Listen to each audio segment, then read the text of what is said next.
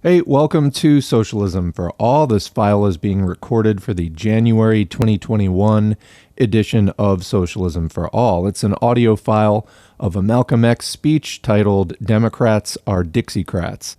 In this speech, Malcolm talks about the pivotal role that Black Americans play in determining whether or not Democrats get elected, and how little blacks tend to get out of the deal because so much of the Democratic Party at that time, this was prior to the GOP's Southern strategy in which they were actively recruiting racists into their party, was controlled by the segregationist Dixiecrats, who were, again, they later became the Republicans, and why the Republican Party became so overtly, intensely racist.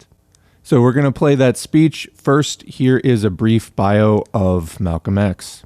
Malcolm X was born Malcolm Little in Omaha, Nebraska, USA in 1925. His father died in a car crash when Malcolm was 6, and his mother was institutionalized following a nervous breakdown when he was 12. Malcolm and his siblings were split up and placed in foster care, and although he excelled in school and wanted to become a lawyer, he was discouraged by teachers on the basis of his being black. He dropped out, turned to crime, and was caught at the age of 20, sent to prison for a number of years, and there he became involved with the Nation of Islam organization.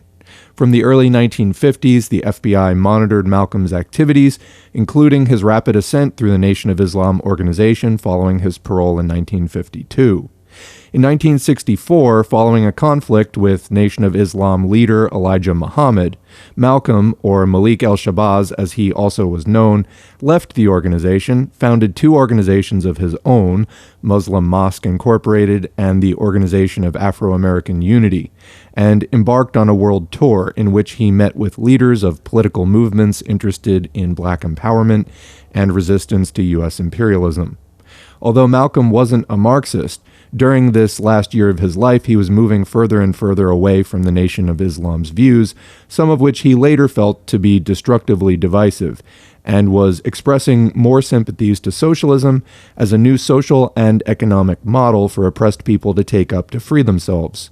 Unfortunately, on February 21, 1965, as he was preparing to address a meeting of the Organization of Afro-American Unity, he was shot and killed by a man who rushed the stage. Malcolm was only 39 years old when he died and was just beginning to come into his own as a leader. He was a very intelligent and charismatic person. We can't know for sure what his life and legacy would have been like had he lived to a natural death. Another 40 years would have probably lived into the 21st century. But we can look to something like the Black Panther Party, which was founded just a few years later, as probably a logical extension of the type of work that he was doing. Anyway, here is the speech, which is taken from that last year of his life. 22 million black victims of Americanism are waking up, and they're gaining a new political consciousness, becoming politically mature. And as they develop this political maturity, they're able to see the recent trends in these political elections. They see that the whites are so evenly divided that every time they vote, the race is so close they have to go back and count the votes all over again. And which means that any block, any minority that has a block of votes that stick together is in a strategic position. Either way you go, that's who gets it. You're in a position to determine who go to the White House and who stay in the doghouse.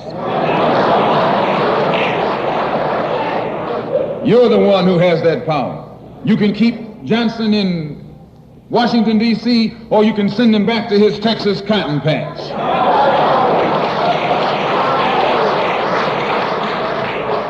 You're the one who sent Kennedy to Washington. You're the one who put the present Democratic administration in Washington, D.C. The whites were evenly divided.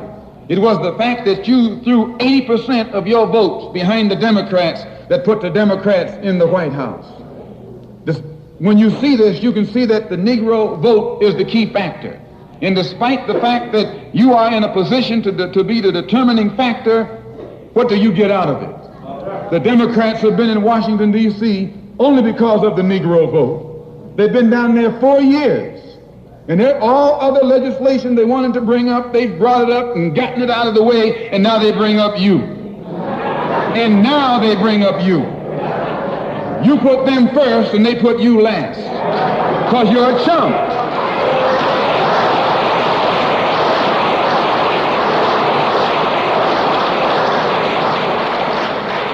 A political chump. In Washington, D.C., in the House of Representatives, there are 257 who are Democrats. Only 177 are Republicans. In the Senate, there are 67 Democrats. Only 33 are Republicans.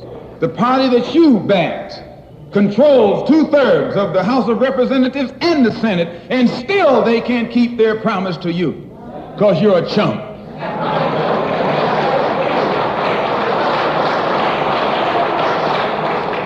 Anytime you throw your weight behind a political party that controls 2/3 of the government, and that party can't keep the promise that it made to you during election time, and you're dumb enough to walk around continuing to identify yourself with that party, you're not only a chump, but you're a traitor to your race.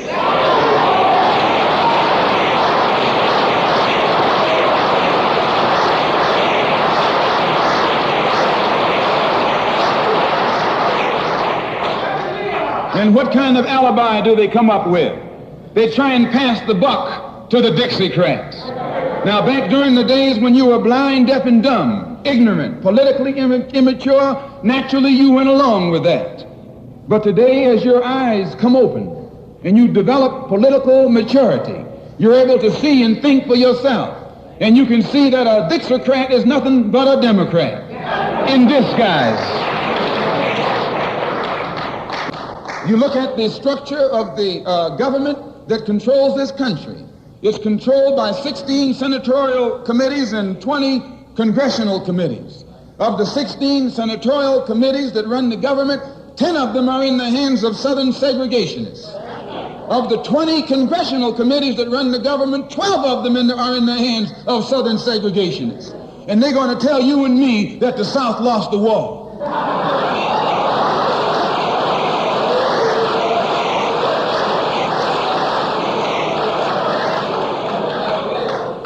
Today are in the hands of a government of segregationists, racists, white supremacists, who belong to the Democratic Party but disguise themselves as Dixiecrats. A Dixiecrat is nothing but a Democrat. Whoever runs the Democrats is also the father of the Dixiecrats, and the father of all of them is sitting in the White House.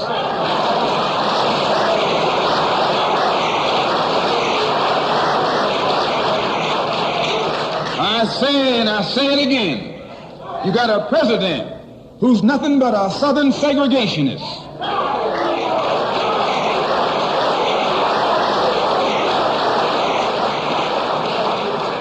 From the state of Texas. They'll lynch you in Texas as quick as they'll lynch you in Mississippi.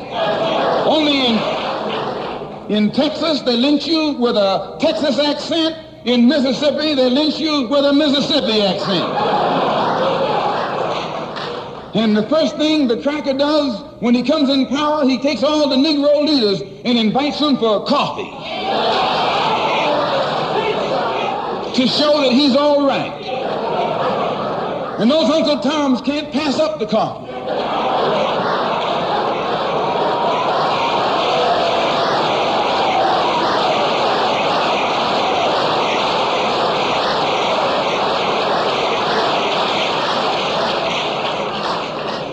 They come away from the coffee table telling you and me that this man is all right because he's from the South. And since he's from the South, he can deal with the South. And look at the logic that they're using. What about Eastland? He's from the South. Make him the president. If Johnson is a good man because he's from Texas, and being from Texas will enable him to deal with the South, Eastland can deal with the South better than Johnson. No, I say you've been misled. You've been had. You've been took.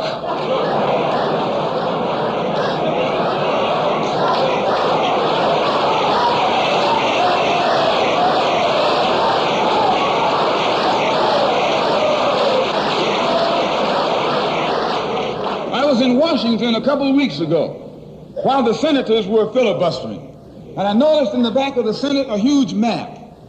And on this map, it showed the distribution of Negroes in America. And surprisingly, the same senators that were involved in the filibuster were from the states where there were the most Negroes.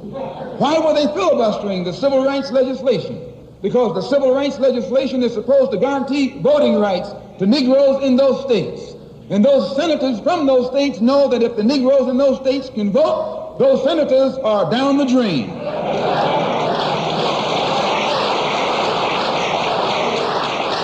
The representatives of those states go down the drain. And in the Constitution of this country, it has a stipulation wherein whenever the rights, the voting rights of people in a certain district are violated, then the representative who's from that particular district, according to the Constitution, is supposed to be expelled from the Congress. Now, if this particular aspect of the Constitution was enforced, why, you wouldn't have a cracker in Washington, D.C.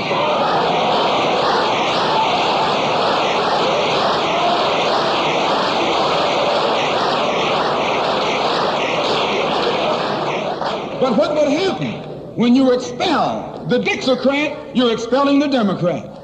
When you destroy the power of the Dixiecrat, you're destroying the power of the Democratic Party. So how in the world can the Democratic Party in the South actually side with you in sincerity when all of its power is based in the South? These Northern Democrats are in cahoots with the Southern Democrats.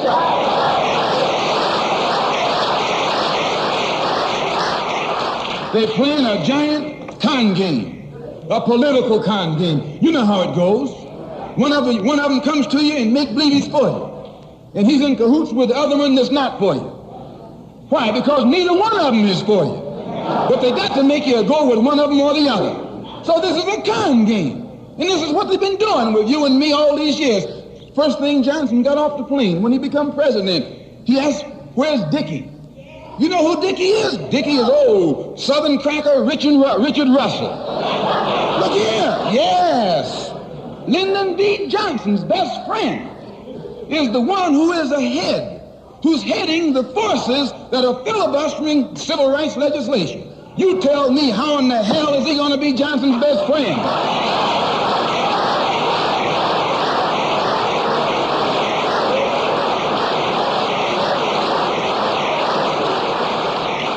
How can Johnson be his friend and your friend too? No, that man is too tricky, especially if his friend is still old Dickie.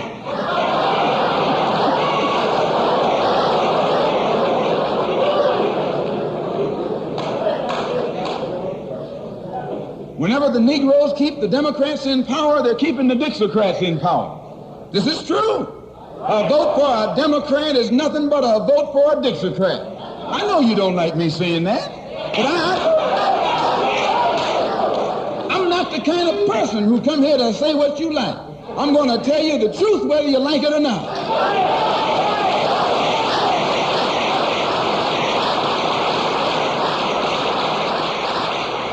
Up here in the North, you have the same thing. The Democratic Party don't do it. They don't do it that way. They got a thing that they call gerrymandering. They maneuver you out of power. Even though you can vote, they fix it so you're voting for nobody. They got you going and coming. In the South, they're outright political wolves. In the North, they're political foxes. A fox and a wolf are both canine. Both belong to the dog family.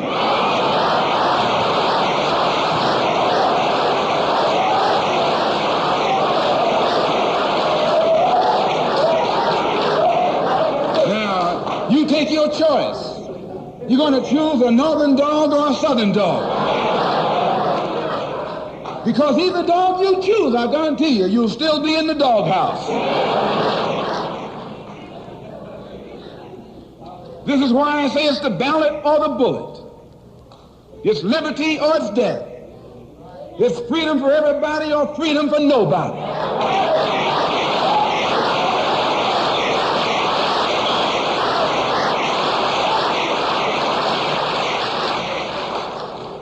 America today finds herself in a unique situation. Historically, revolutions are bloody. Oh, yes, they are. They have never had a bloodless revolution or a nonviolent revolution. That don't happen even in Hollywood.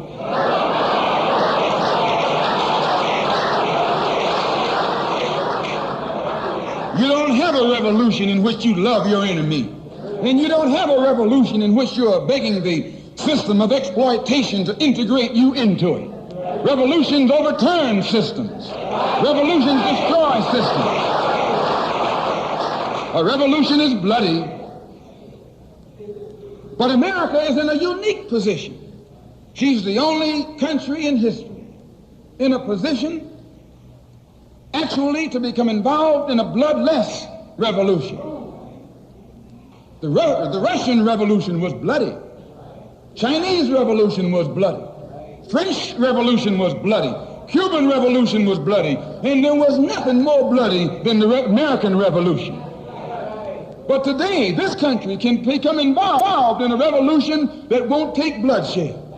All she's got to do is give the black man in this country everything that's doing. Everything. And that's the video. Thanks to our current patrons whose names are on the screen. If you'd like to get your name on the screen or just support us financially, you can go to patreon.com/socialism for all and sign up for a monthly donation. You can also follow us at facebook.com/socialism, the number for all. Used to have a page at FOR all, and it got throttled to death by Zuck. Here on YouTube, please click the like button, subscribe button, and the notifications bell. Please leave a comment if you can, and please share our video wherever you're online, your Twitter feed, your Discord servers, Reddit subs, etc. All of that helps more people to see this content, whether it's in the YouTube algorithm or just posting it on other sites. All of that's helpful. All of you out there supporting and promoting this content makes it all go that much more smoothly. We need to end capitalism, normalize talking about socialism today, and it's really kind of our only hope for a better tomorrow. Thanks for all you do, and we will catch you in the next video.